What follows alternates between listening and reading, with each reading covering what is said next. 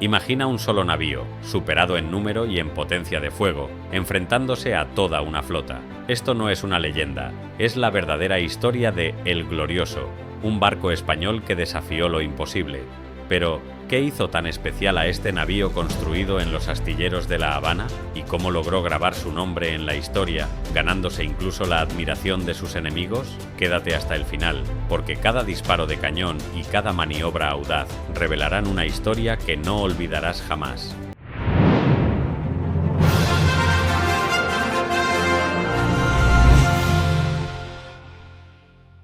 El siglo XVIII es, sin lugar a dudas, un siglo de cambios. El Ancien Régime alcanzaba su esplendor, que duda cabe, pero también mostraba sus límites.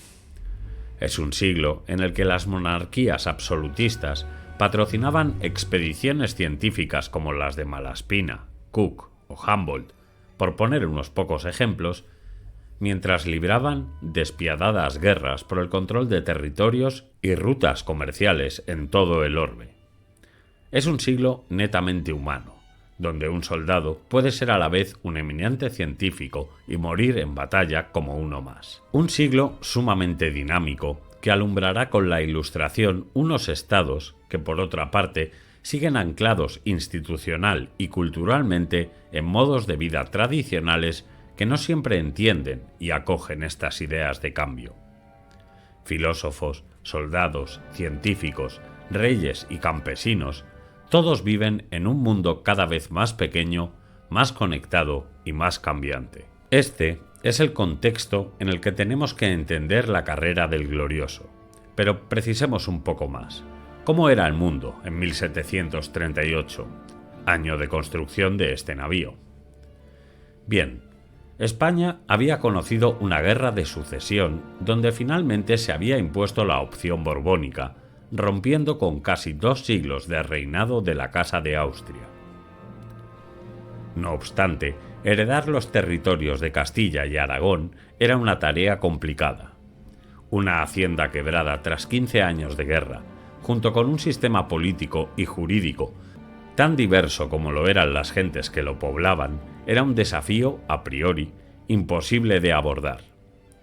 Los Borbones trajeron a España una costumbre que durante años habían estado perfeccionando en Francia: el centralismo y la burocratización de la monarquía. El absolutismo, símbolo del poder monárquico, tuvo en Francia su mayor exponente. Luis XIV, el Rey Sol, consolidó el poder real y centralizó el control político, dejando un legado institucional que su sucesor, Luis XV, intentaría mantener. Sin embargo, tras la muerte de Luis XIV en 1715, Francia quedó debilitada por décadas de guerra y una carga fiscal insostenible. Aunque Luis XV gobernaría durante más de medio siglo, su reinado fue una mezcla de intentos de continuidad y crecientes críticas al absolutismo.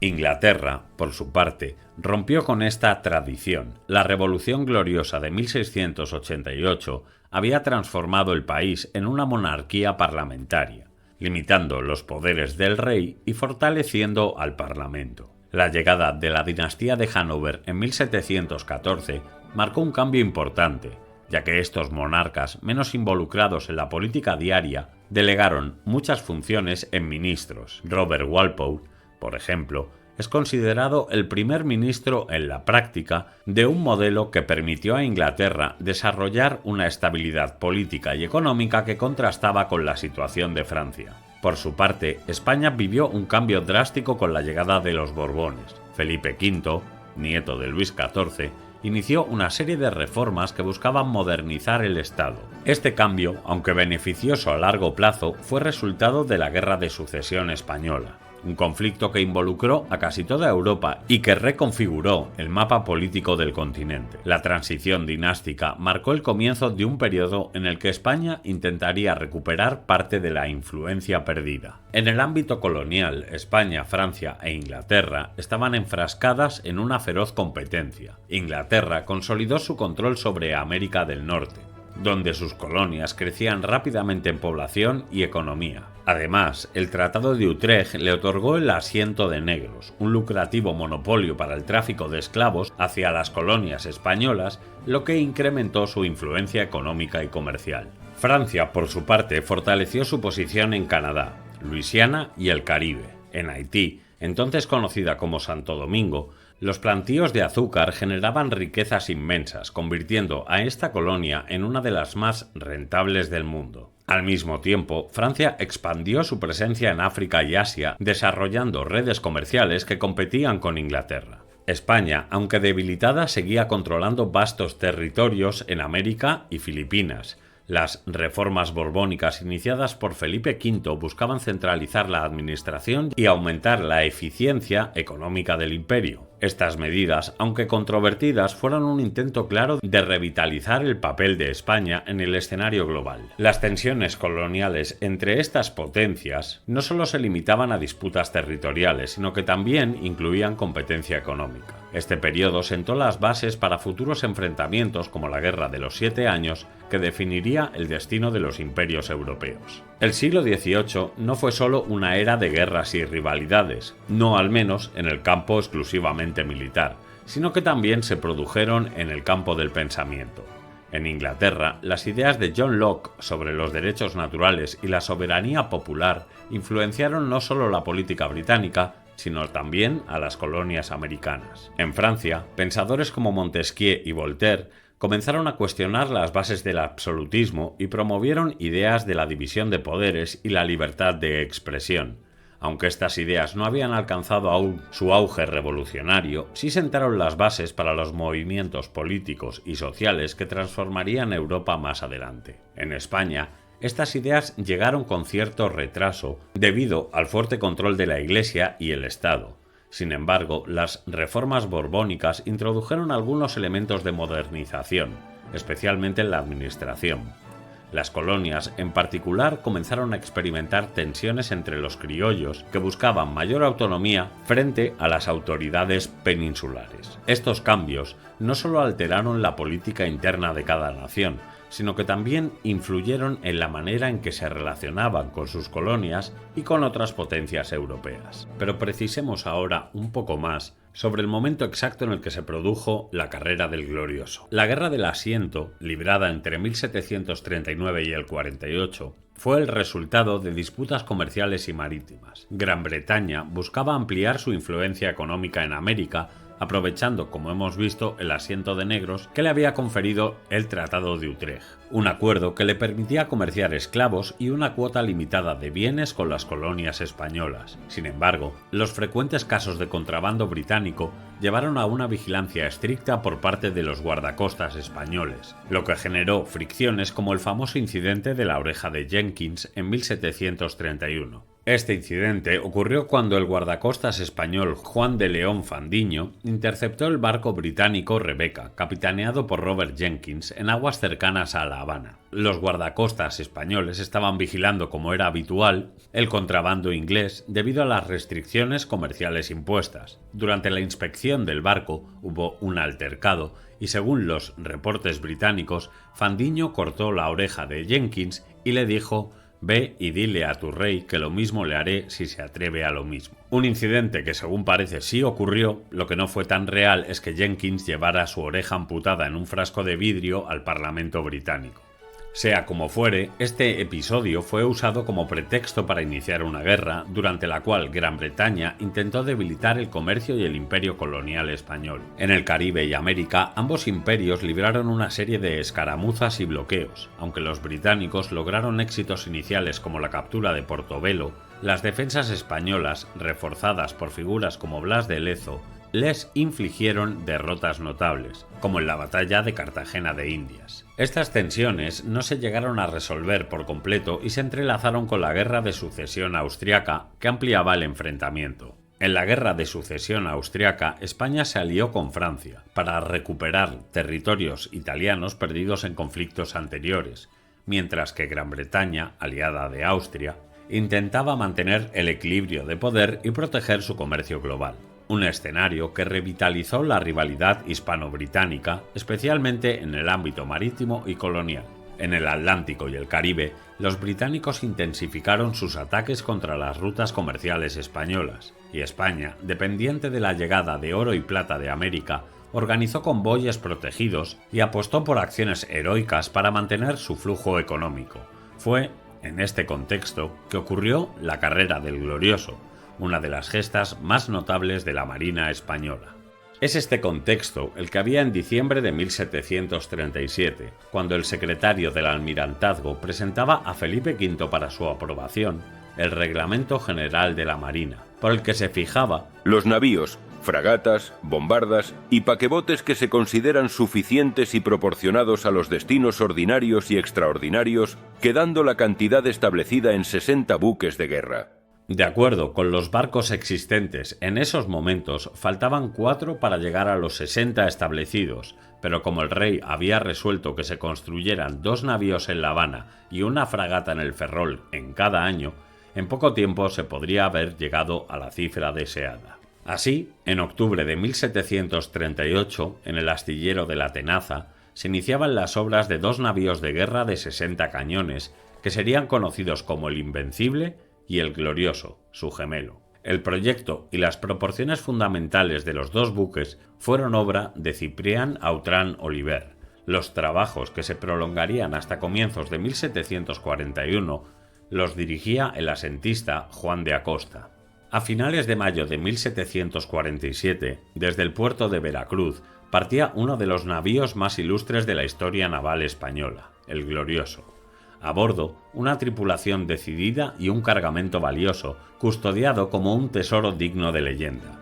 Este viaje, lleno de retos y peligros, llevaría al Glorioso a grabar su nombre con fuego en los libros de historia. Pero este no era su primer cruce heroico. 3 años antes, en octubre de 1744, el Glorioso ya había probado su temple en alta mar. Desde La Habana, se unió a una pequeña escuadra liderada por el teniente general Rodrigo de Torres. En aquel entonces, el Glorioso era la nave capitana y su misión, llevar un tesoro a la metrópoli, sorteando la vigilancia feroz de los británicos. Sabedores del cargamento que protegían, los ingleses habían desplegado 3 grandes escuadras en un intento desesperado por interceptar el convoy español. Y aún así, el Glorioso y su escolta lograron lo imposible. El 5 de enero, tras meses de tensiones y maniobras, el Glorioso y el Castilla entraban triunfantes al puerto de La Coruña. 4 días después, otras naves amigas, el Europa, y 4 fragatas españolas y francesas también completaban el trayecto con el resto del cargamento a salvo. Así lo recogía la Gaceta de Madrid. Con extraordinario que llegó al Real Sitio del Pardo el día 9 del corriente, despachado por el teniente general de la Armada don Rodrigo de Torres y Morales, se ha tenido la importante y gustosa noticia de que, habiendo salido de La Habana el día 10 de noviembre, dio fondo en el puerto de La Coruña el día 5 de este mes, con los navíos de guerra nombrados el Glorioso y la Castilla, los cuales han conducido el tesoro que se hallaba en La Habana, y consiste en 8.274.565 pesos fuertes pertenecientes a su majestad y al comercio, y también cantidad de tabaco en polvo y rama. Y de un día a otro se espera aviso de que hayan entrado en los puertos de España el navío de guerra nombrado la Europa, y 4 marchantes, cargados de grana fina y silvestre, añil, tabaco y algún dinero, que asimismo hicieron vela de La Habana en conserva de este general, y se separaron de ella en la altura de las terceras a causa de las neblinas y fuerza de los vientos contrarios.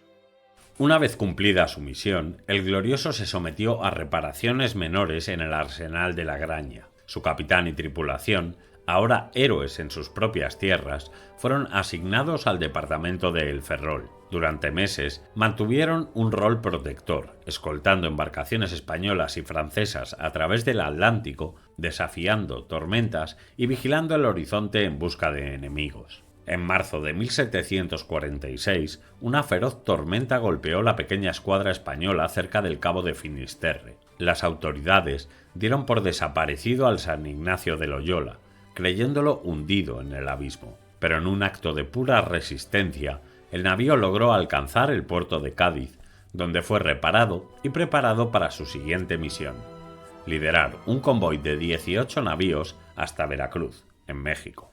La misión fue un éxito. En el puerto novohispano, el Glorioso descargó su cargamento, fue avituallado y se preparó para su viaje de retorno a Europa. A finales de mayo, la dotación completa estaba lista. 644 miembros que incluían hombres de mar, infantería, oficiales y algunos prisioneros holandeses de la Mar del Sur. Era el 28 de mayo de 1747 cuando el San Ignacio de Loyola zarpaba de Veracruz, marcando el inicio de lo que sería la última y más célebre travesía del Glorioso bajo pabellón español. El domingo 28 de mayo de 1747, el Glorioso zarpaba de Veracruz, según palabras del capitán Mesía.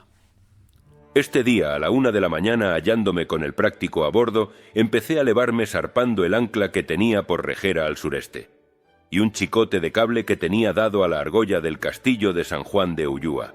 A las 9:30 de la mañana me entró el viento por la virazón del sur al noreste, con el que largué mis gavias para echarme fuera. El viaje transcurrió tranquilo, pero fue en la madrugada del martes 25 de julio cuando, en una latitud de 41 grados, el destino del Glorioso cambió para siempre. A las 5 de la mañana, la espesa neblina del Atlántico ocultaba algo. El capitán Pedro Mesía, desde la proa, divisó un grupo de 10 velas desconocidas en la distancia. Sin dudar, ordenó a la tripulación ceñir el viento, colocar la proa al norte y desplegar todas las velas en un intento de mantener el barlovento. Pero no sería suficiente. La amenaza era, pues, evidente. Horas después, al despejarse los horizontes, el misterio quedó al descubierto.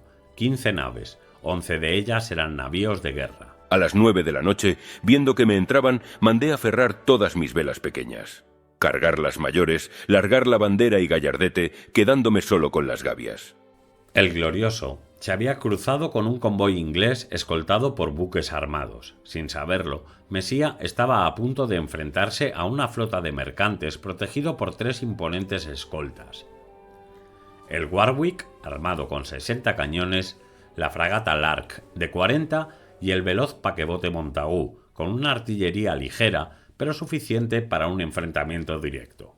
La fragata Lark estaba comandada por el capitán John Cruikshanks, el oficial más antiguo, y aunque el Warwick era un navío de mayor envergadura, su capitán, Erskine, debía someterse a las órdenes de Cruikshanks. Un detalle aparentemente insignificante que escondería un conflicto entre egos, una fisura en la estrategia que terminaría siendo decisiva en la batalla que se avecinaba.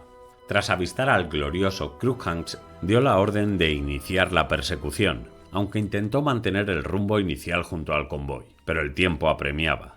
4 horas después, al ver que el Glorioso se distanciaba cada vez más, ordenó al paquebote Montagu, el barco más veloz de la flota, que comenzara la caza del navío español en solitario. Así, al anochecer del 26 de julio, tras casi 40 horas de persecución, la distancia entre el Glorioso y los navíos ingleses se había reducido dramáticamente. La táctica de Cruikshanks era clara: adelantarse al Glorioso durante la noche y bloquearle el paso, para así lanzarle una andanada en una posición ventajosa, obligándole a virar. De conseguirlo, el Warwick podría alcanzarlos y entre los fuegos cruzados de ambos navíos, el Glorioso no tendría escapatoria. Pero el plan tenía un error fatal desde el inicio. Cruikshanks jamás comunicó su estrategia a Erskine. Los ingleses navegaban hacia un enfrentamiento crucial mientras la sombra de la confusión y el choque de egos comenzaba a nublar su propia maniobra. Este combate sería conocido como el de las Azores, aunque realmente tuvo lugar 2 días después de que el Glorioso dejara atrás estas islas, a unos 200 kilómetros al norte del archipiélago. Fue al anochecer del día 26 de julio cuando, bajo un cielo sombrío y con los enemigos cada vez más cerca, el capitán Pedro Mesía decidió tomar la iniciativa. En un rápido movimiento, el Glorioso viró hacia su perseguidor más cercano, el paquebote Montagu. A plena velocidad se acercó a su presa y en un instante de furia disparó sus cañones a bocajarro. El Montagu, sin devolver el fuego, retrocedió alejándose para no volver. Esta audaz maniobra posicionó al Glorioso junto a la fragata Lark. Con mi arribada le franqueé bien su costado y le disparé todas las 2 baterías de la banda de estribor, y él me correspondió con las suyas, reconociendo eran sus balas de A12. Le desarbolé del mastelero de sobremesana, y arriba, por lo que consideré, iba bien incomodado, pues no volvió a entrar más en función. En cuestión de minutos, el capitán Mesía había dejado fuera de combate a 2 de sus perseguidores, pero su espíritu guerrero no le permitió simplemente huir en la oscuridad de la noche. En lugar de ello, con una firmeza que demostraba una planificación precisa, giró su barco y lo dirigió directamente hacia el que pensaba era el buque insignia enemigo. Viré de bordo por redondo para ir sobre el que hacía de comandante, y teniéndolo por mi sotavento, arribé sobre él poniéndome a medio tiro de fusil. Le di una descarga cerrada con ambas baterías de la banda de babor, del alcázar y toda la fusilería a la que me correspondió. Y luego que me hubo pasado, viró de bordo por mi aleta de babor. Arribé para presentarle bien el costado, poniéndome a medio tiro de pistola de él para que mis tacos pudiesen alcanzarle, y no desperdiciar tiro alguno. La noche era oscura, pero las explosiones de pólvora iluminaban el combate en un espectáculo aterrador. Cada deflagración revelaba los cascos de los barcos, visibles como fantasmas en la penumbra, y entonces, a medianoche, el viento cesó completamente, inmovilizando a ambos navíos en una lucha sin escapatoria. Mientras el silencio del océano se rompía con el estruendo del cañoneo, Mesía anotó con serenidad en su diario: A las 12 de la noche se calmó enteramente el viento y no hubo otra mayor novedad que proseguir el combate, y duro con él. Nuevamente, los egos de la flota inglesa jugaron su papel. Aunque el Glorioso ya había iniciado su combate con el Warwick alrededor de las 10 de la noche, el capitán Cruikshanks de la Lark, el superior de Erskine, no se presentó al combate. Durante 5 largas horas, Erskine y su Warwick lucharon solos mientras su comandante permanecía distante, ajeno al fuego que consumía su flota. Finalmente, a las 3:15 de la madrugada, una ligera brisa del noroeste sopló sobre el mar. Erskine, herido en su orgullo y con su barco gravemente dañado, aprovechó el viento y ordenó la retirada. El Glorioso había triunfado. El Warwick, desarbolado y maltrecho, emitió cañonazos sin balas y encendió sus faroles en señal de auxilio. Desde la distancia de la cerda, supo que el enemigo pedía socorro. Su interpretación no era nada errada, tal y como comentan las fuentes inglesas. The Warwick then fired one of her after-lower-deck guns, which could bear no other construction than to be a signal of distress. Al amanecer del día 27 de julio de 1747, el convoy inglés estaba ya a 2 leguas de distancia. Para el mediodía, Pedro Mesía y su tripulación habían dejado atrás cualquier amenaza. En su informe final del combate, Mesía detallaba el recuento de bajas y disparos, destacando los miles de balas de fusil que cada soldado español disparó en un enfrentamiento feroz y sin tregua. Los muertos que he tenido durante la función han sido 3 hombres de mar y 2 pasajeros, llamados don Pedro Ignacio de Urquina y Juan Pérez Beas. Heridos levemente, primer y segundo condestable, y un artillero de brigada. Infantería 10, solo uno de mucho cuidado, los demás levemente. Artilleros, marineros y grumetes 29, 6 gravemente, de los cuales, en los días después, murieron 4. Y el soldado también.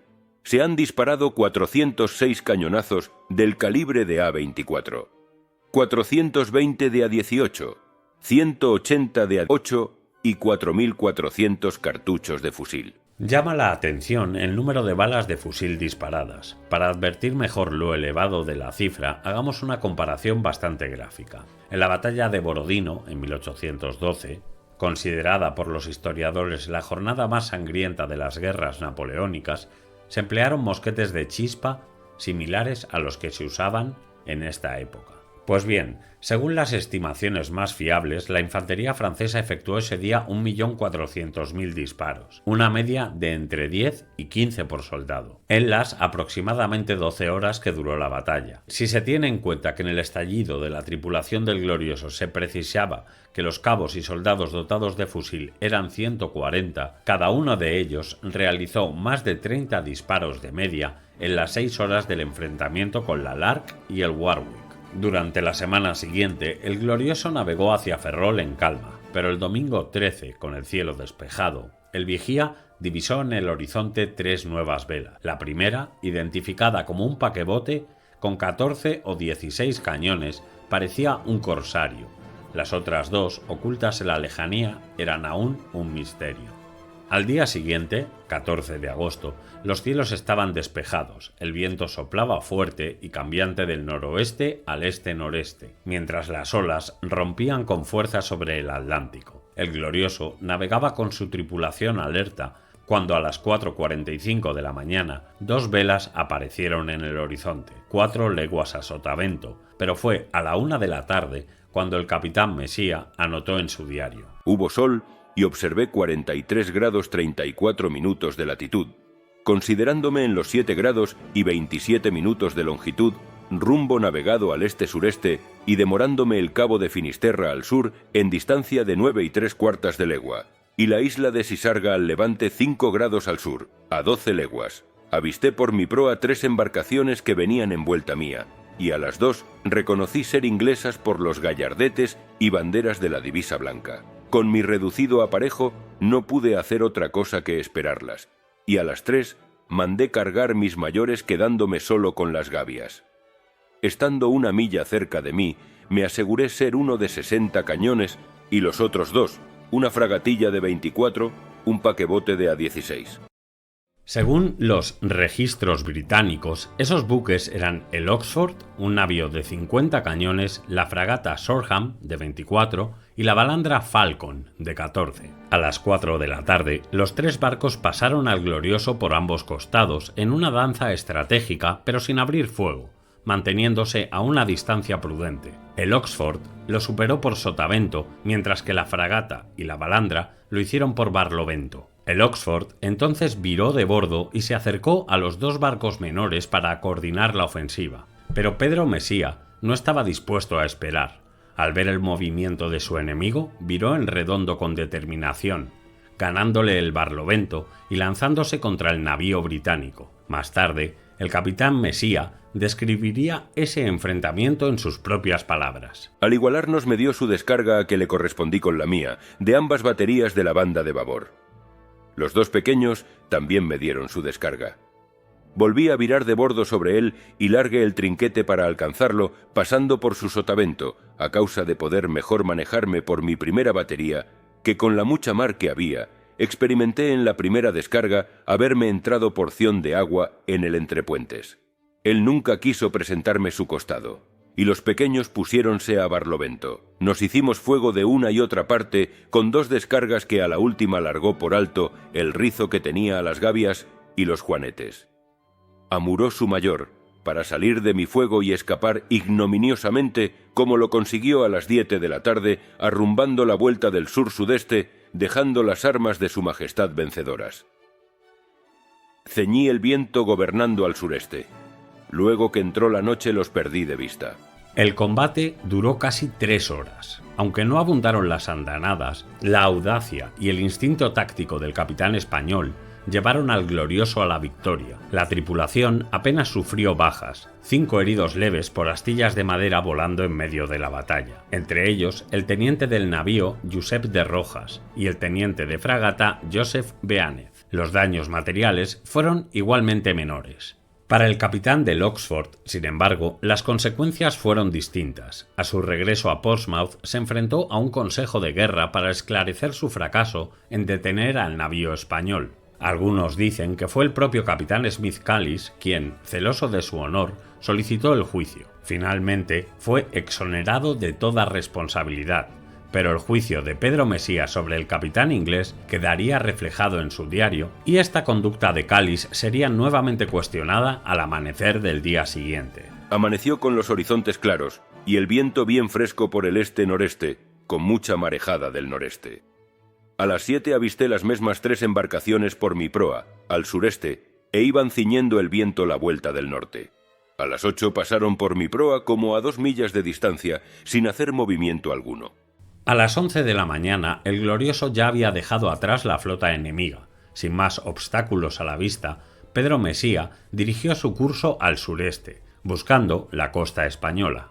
Al atardecer, divisó el cabo Finisterre hacia el noreste, a unas 5 leguas de distancia. El 16 de agosto, el Glorioso navegaba en medio de una espesa niebla que oscureció por completo la costa, obligando a Mesía a virar hacia el sur. Al mediodía, el horizonte se aclaró lo suficiente para divisar nuevamente el cabo, esta vez a tan solo 1 legua de distancia. El capitán comprendió que había llegado el momento de buscar un fondeadero seguro y dejó registrado en su diario los pasos a seguir para asegurar la protección del buque. Mandé echar el bote al agua y que fuese un oficial en él a tierra por prácticos al Santo Cristo de Finisterra y me trajere práctico. A las 5 de la tarde volvió con 4 de ellos y 5 barcos pescadores que me remolcaron ayudados de mi lancha y bote para entrar en la ría de Corcubión, donde a dicha boca fondeé. A las 8:30 de la noche, en 16 brazas fondo de arena y lama suelta, distante de la villa de Corcubión media legua.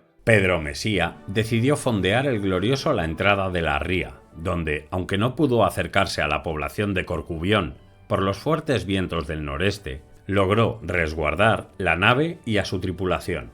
Finalmente, el 18 de agosto, el Glorioso conseguía entrar en la ría, donde, al menos en teoría, quedaría protegido.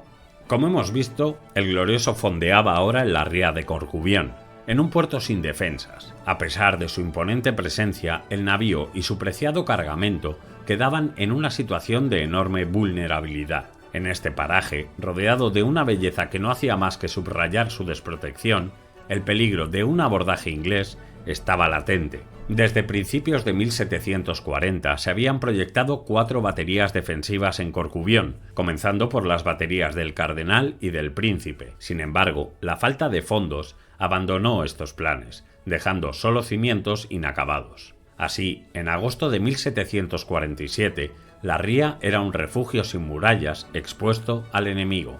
Ante la amenaza, el capitán actuó con rapidez. Ordenó descargar el tesoro y transportarlo al lugar seguro. Al mismo tiempo, comenzó a fortificar la entrada de la ría con cañones desmontados del propio navío, construyendo posiciones defensivas improvisadas en la costa. La tripulación se volcó en esta frenética tarea, mientras Mesía, demostrando su capacidad organizativa e iniciativa, coordinaba cada movimiento con una precisión impecable. Durante estos días de frenética actividad, el Glorioso desembarcó una valiosa carga que pocos conocen. Para evitar que el oro cayera en manos enemigas, Mesía lo escondió en sitios insospechados, las paredes de algunas iglesias rurales y edificios históricos de Galicia que se convirtieron en un banco improvisado, albergando en ese preciso momento un tesoro que hoy podríamos valorar en unos 4.000 millones de euros. Mientras el Glorioso trabajaba para asegurarse, la inteligencia británica no descansaba y los agentes ingleses, parte de una red de espionaje altamente eficiente, informaba con precisión de cada movimiento de la tripulación española. Cada decisión de Mesía era observada de cerca como en un tablero de ajedrez a gran escala, esperando que cometiese algún error. En esta delicada situación, Mesía contaba además con una compañía de granaderos del regimiento de Lisboa, quienes se unieron a la tripulación y con disciplina y valor participaron en los combates cruciales que estaban por venir. Durante este periodo, la reputación del capitán Mesía alcanzó nuevas alturas. El 22 de agosto, el marqués de la Ensenada enviaba desde Madrid la confirmación de su ascenso a jefe de escuadra. En la carta, Ensenada le expresaba lo siguiente: Habiendo oído el rey con mucho gusto y satisfacción la noticia del feliz arribo de vuestra señoría a Corcubión con el navío El Glorioso de su cargo, y el honor, valor y conducta con que con gloria de su real pabellón batió vuestra señoría en 2 combates que tuvo en su venida a España desde Veracruz con los bajeles de guerra ingleses, ha promovido a vuestra señoría a jefe de escuadra de la Armada. Doy a vuestra señoría este aviso de orden de su majestad con mucho gusto mío. Siguiendo órdenes, Mesía preparó su partida. Aprovechando la luna nueva, zarpó de Corcubión el 5 de octubre. Sin embargo, al amanecer, el capitán español avistó en el horizonte, sobre el cabo Finisterre, un grupo de 15 navíos enemigos. 8 de ellos eran de gran porte, y Mesía no dudó. Considerando que se trataba de una escuadra enemiga, viró de inmediato y regresó a Corcubión. Con el Glorioso nuevamente anclado, desembarcó artillería y reforzó nuevamente las baterías para proteger la ría. Tras este intento fallido, el Glorioso se preparó para partir definitivamente de la ría en la segunda semana de octubre.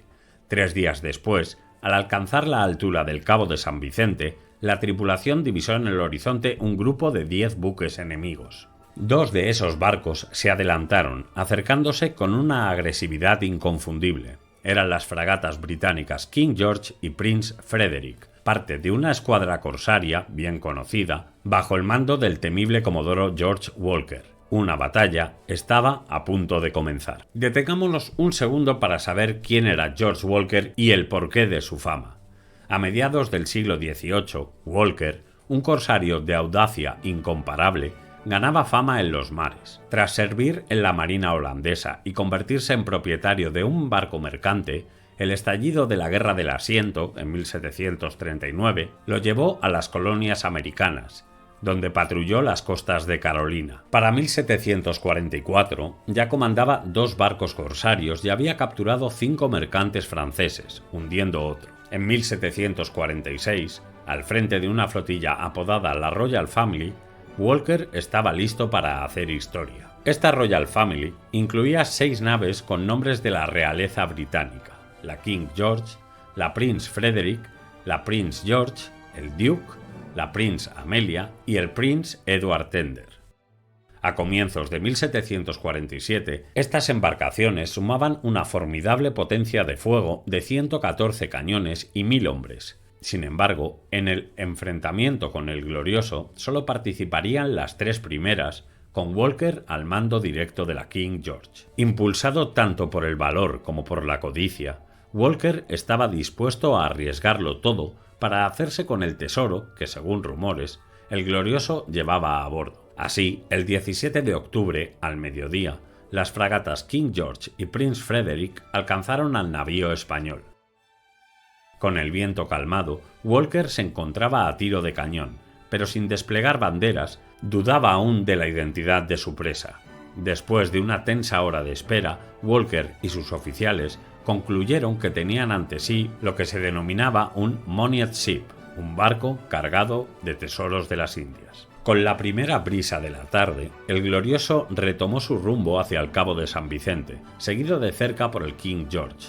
Al caer la noche, Walker se colocó junto al Glorioso e intentó un saludo en portugués, pero desde el otro barco no hubo respuesta. Repitió el saludo en inglés y fue entonces cuando alguien a bordo del navío español le preguntó el nombre de su barco. Apenas Walker respondió, las portas del Glorioso se abrieron y una andanada de cañones barrió la cubierta del King George, de proa a popa. 2 de sus cañones fueron destrozados y el mastelero de Gavia cayó como símbolo de la furia del Glorioso. El capitán Pedro Mesía no iba a permitir que Walker se aprovechara de la cercanía. Bajo la luz de una luna llena que iluminaba el mar, Mesía maniobró para distanciarse del corsario, utilizando el mayor alcance de sus cañones. Con su arboladura en ruinas, Walker intentó en vano reducir la distancia, mientras la King George sufría bajo la intensa lluvia de fuego del Glorioso. En la cubierta, los hombres de Walker se afanaban por apagar incendios y mantener la disciplina, pero el ataque español era implacable. A las 10:30 de la noche, la Prince Frederick apareció en el horizonte y se situó en la aleta de babor del Glorioso, intentando desviar parte del fuego enemigo que castigaba a la King George. A pesar de las precauciones de su capitán, Edward Dotin, los primeros cañonazos del Glorioso hirieron de gravedad a 3 de sus hombres, dejando a 2 de ellos con las piernas amputadas. El duelo de artillería continuó hasta las 11 de la noche, cuando el Glorioso finalmente hizo velas y se alejó de sus perseguidores. Walker y Dotin, con sus barcos severamente dañados, decidieron que habían sufrido ya suficiente castigo y dejaron marchar a su oponente. Para los corsarios británicos, la batalla había dejado al menos 18 bajas, incluyendo 8 muertos. En el Glorioso, la tripulación contaba con 3 fallecidos y 5 heridos. Un precio alto, pero la victoria era suya. Al amanecer del 18 de octubre, las fragatas Prince George y Duke, otras 2 naves de la Royal Family, alcanzaron a Walker y se pusieron bajo el mando de Dotin, quien ordenó perseguir al Glorioso. Las 3 embarcaciones se perdieron en el horizonte en su caza, cuando una nueva vela apareció por el este, navegando hacia Walker. Ante el lamentable estado de la King George, Walker temía que fuera un enemigo, pero se trataba del Russell, un buque de guerra británico. Sin perder tiempo, Walker envió un mensaje urgente a su capitán, informándole del enfrentamiento y advirtiéndole que, con suficiente velocidad, aún podría alcanzar al Glorioso. La caza continuaba. Al amanecer, las 3 fragatas corsarias, con el Russell algo más retrasado, navegaban al encuentro del Glorioso, pero Mesía, para evitar un combate tan desigual, ordenó arribar de vuelta al noroeste, siguiendo la brisa diurna. A unas 12 leguas al noroeste del Cabo de San Vicente, los vigías del barco español descubrieron otro navío que venía ciñendo el viento para llegar a su encuentro. Una vez franqueado, el desconocido buque, que navegaba sin bandera, hizo la danesa y viró para alcanzar a su oponente. Para hacer creer que era amigo, su comandante demostró conocer los códigos españoles de señales y ordenó disparar 2 cañonazos pausados. Mesía, receloso con la extraña maniobra, continuó su derrota sin inmutarse. Pasado el mediodía, el capitán del buque que le perseguía, viendo que su treta no había dado resultado, arrió la bandera danesa e izó la inglesa roja. Se trataba del Dartmouth, barco de guerra de 50 cañones, cuyo comandante era John Hamilton. Al llegar a la distancia de tiro, sus cañones de proa comenzaron a tronar. Los situados en los guardatimones del navío español también entraron en acción. De la Cerda evaluó la situación y decidió aguardar a que su oponente le presentase su costado. Sin embargo, Hamilton, consciente quizá del menor peso de su andanada, no quiso en ningún momento exponer toda su banda, por lo que metió su gavia y juanete mayor en facha para frenar el buque, comenzando a disparar con su batería de estribor cuando su proa llegó a la altura del palo mayor del Glorioso. En esta disposición nos batimos con recíproco vivo fuego de cañón y fusil hasta las 3 de la tarde, que de improviso le resultó la fatal desgracia de volarse. De modo que, de un instante a otro, nos hallamos sin objeto con quien continuar el fuego, por haberse reducido a pequeños cuarteles esparcidos en el mar, y sobre ellos vimos algunos hombres que, habiendo libertado la vida de aquel horrible espantoso fracaso, pedían socorro con un lienzo o una camisa blanca arbolada en un pedazo de asta o remo. El alférez Maseras también se lamenta del trágico fin del buque enemigo, sobre el cual y sobre cuya tripulación da más detalles. Cuyo adverso suceso nos causó tanta lástima y dolor que no cabe su explicación aún en la más significativa expresión. Era este navío del porte de 60 cañones inglés, nombrado el Dartmouth, mandado por un hermano del duque de Hamilton. Tenía 370 hombres de equipaje, de los que solo escaparon 18 hombres, incluso un teniente, según después me ha informado el mismo teniente. El teniente al que se refería Maseras era un joven irlandés apellidado O'Brien. Gracias a una carta remitida posteriormente por el capitán Buckle, se sabe que este oficial era sobrino del conde de Inchiquin. John Hamilton, comandante del Dartmouth, lo había enviado a la cubierta inferior para comunicar al jefe de la batería que cargara los cañones con metralla. Cuando se hallaba a medio camino, se le presentó el maestro artillero responsable de la Santa Bárbara, quien, preso de una gran agitación, le preguntaba por la situación del comandante. El maestro, al ser interrogado por O'Brien sobre si ocurría algo, acertó a decir: "Oh, sir, the magazine." No hubo tiempo para más. En ese mismo instante se produjo una gran explosión. Al recobrar el conocimiento, el joven oficial se encontró flotando en el medio del océano, agarrado a una cureña. Recogido por la Prince Frederick, su primer saludo al capitán Dotin puso de manifiesto la proverbial flema británica. "Sir, you must excuse the unfitness of my dress to come aboard a strange ship, but really, I left my own in such a hurry that I had no time to stay for a change." Después de recoger a todos los supervivientes del Dartmouth, las fragatas corsarias reanudaron la persecución del Glorioso, empeño en el que se les unió el Russell.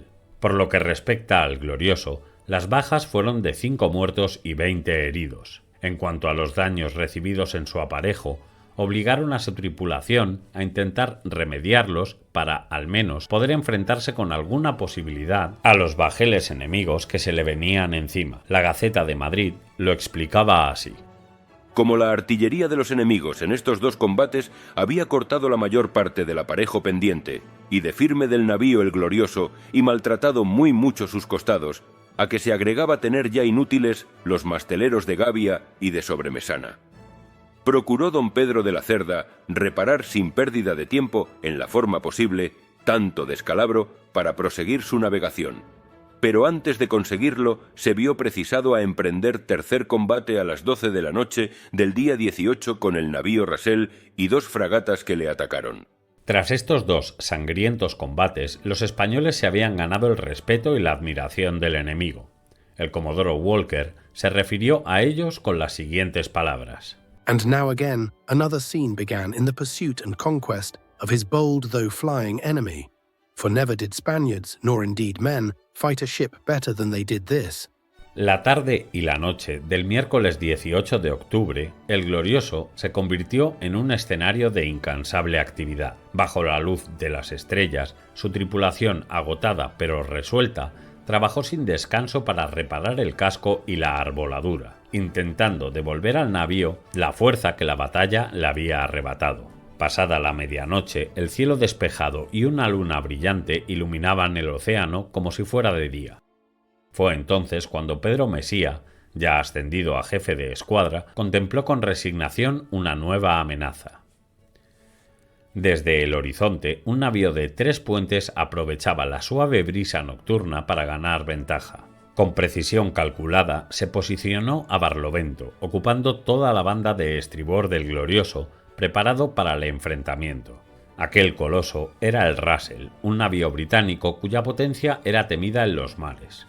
Sobre el número exacto de cañones que montaba, las fuentes históricas no concuerdan del todo, con cifras que oscilan entre los 80 y los 92 cañones, pero el propio comandante español, en su informe, zanjaría su discusión con estas palabras.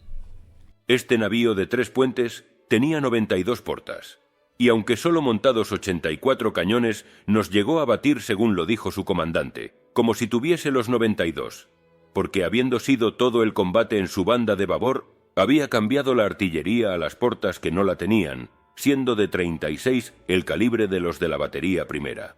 Describiendo así el inicio del combate.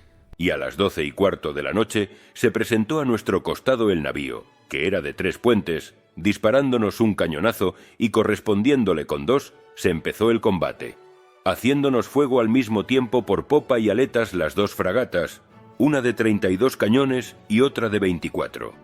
Buckle describía de esta manera la acción. At 1 a.m. came up alongside of him within musket shot. We fired a shot to bring him to, but perceived he took no notice of it. We fired 2 more, upon which he returned his broadside, which being we changed with ours. The action begun as warmly on both sides as we were able to load and fire. Después de más de 3 horas de combate implacable, los artilleros españoles comenzaban a sentir la falta de municiones, un recurso vital que su comandante había solicitado con urgencia en Corcubión. Pero los responsables de autorizar el abastecimiento, en un juicio que ahora parece inverosímil, consideraron innecesario llenar la Santa Bárbara para un trayecto que creyeron corto y sin mayores desafíos. No era un problema de falta de recursos. En La Graña, un almacén de pólvora con capacidad para 3.000 quintales, aguardaba para abastecer no solo a los barcos de guerra, sino también a los cañones de los fuertes que protegían la ría de Ferrol. Sin embargo, al Glorioso solo se le entregó lo que pudieron transportar 5 pequeñas embarcaciones de remos ya sobrecargadas con soldados, artilleros y víveres. La dotación reglamentaria del Glorioso incluía 70 disparos por cañón, pero Mesía, consciente de los recientes enfrentamientos, había solicitado 1.475 balas rasas, 370 sacos de metralla, 385 palanquetas, 1.750 cartuchos y 200 quintales de pólvora adicional para reabastecer la munición consumida en los combates de julio y agosto. A pesar de su previsión, el Glorioso zarpó de Corcubión con poco más del 60% de la munición requerida.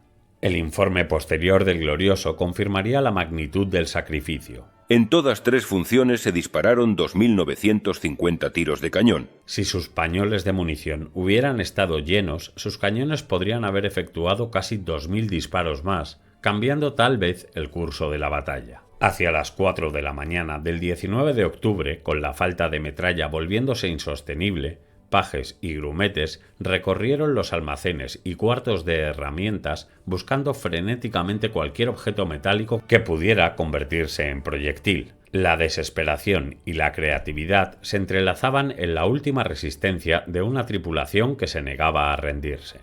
A las 3 horas y media de combate nos hallamos ya sin una palanqueta, ni saco de metralla. Razón porque continuamos nuestro fuego con las balas de 2 en 2 en la artillería y metiendo en ella los pies de cabra de su servicio y alguna clavazón en lugar de la metralla, para mejor ofender al enemigo. El intercambio artillero todavía se prolongaría más de 2 horas. Pasadas las 6 de la mañana, con los primeros rayos de sol iluminando los desvencijados palos y vergas del buque español, los cañones de este dejaron de disparar. Ya no había con qué cargarlos. Duró el combate hasta las 6:15 de la mañana, que conocimos el infeliz estado en que nos hallábamos de palos, vergas y jarcia, y que el navío hacía mucha agua por los muchos balazos de A-36 que tenía a la lumbre de ella. Y considerando que no teníamos el recurso de poder armar ni una bandola, ni de que el enemigo desistiese de su empeño, por estar abrigado de las 2 fragatas que en su compañía nos habían hecho fuego toda la noche, y aunque se retirase del combate, quedábamos expuestos a irnos a pique o a que cualquier corsario nos tomase, por hallarnos sin medios para la defensa. Por estas razones nos vimos obligados a rendirnos. En el informe de Maseras se expresaban más detalles sobre el estado de la arboladura del navío. Nos hallamos con todo el aparejo cortado, desarbolado el mastelero mayor, la verga de mesana y sobremesana, la verga mayor con muchos balazos, la de velacho rendida, los palos principales amenazando ruina. Cuando el capitán Buckle verificó que el fuego del buque español había cesado, ordenó a su comandante que se trasladara con un bote a bordo de su nave. Al estar los botes del Glorioso tan acribillados como los del Russell, los ingleses se vieron obligados a emplear uno de los pertenecientes a las fragatas. Cuando Pedro Mesía subió al barco enemigo, pudo comprobar los enormes daños infligidos a su oponente. En el costado de babor eran incontables los impactos, algunos de ellos a la lumbre del agua. El palo de mesana estaba rendido desde su cofa, y el resto de los masteleros y juanetes cosidos a balazos. La jarcia de labor y los obenques habían quedado destrozados, y la mayor parte de las velas desgarradas. En cuanto a la cubierta y el alcázar, arrasadas y cubiertas de astillas, eran un calco de las de su propio navío. El maltrecho estado del Russell y las conversaciones mantenidas posteriormente con su comandante y con un distinguido caballero que viajaba como pasajero en el mismo hicieron reflexionar a De la Cerda sobre lo cerca que había estado de alcanzar la victoria. Y su comandante nos aseguró que estuvieron en términos de pasar a las 2 fragatas y prender fuego al navío por la mucha agua que hacía de un balazo a la lumbre de ella, cuyo daño se remedió por un famoso buzo que traían. En cuanto a la confidencia del mencionado caballero, versaba sobre la delicada situación que se había vivido a bordo. Tras varias horas de enconada lucha sin advertir flaqueza por parte de los españoles, los oficiales debieron emplear medidas extremas para que una parte de la tripulación siguiera combatiendo. Díjonos un pasajero inglés de distinción que venía en el navío, que consternada su gente en no querer continuar el combate, fue preciso que los oficiales con espada en mano les obligasen a proseguirle. Tras analizar objetivamente ambas revelaciones, cualquiera pudiera pensar que se trata de simples excusas con que maquillar lo que no dejó de ser una derrota, por honrosa que hubiese sido. De hecho, no hay ninguna mención por parte del capitán del Russell de dichas situaciones en los informes oficiales.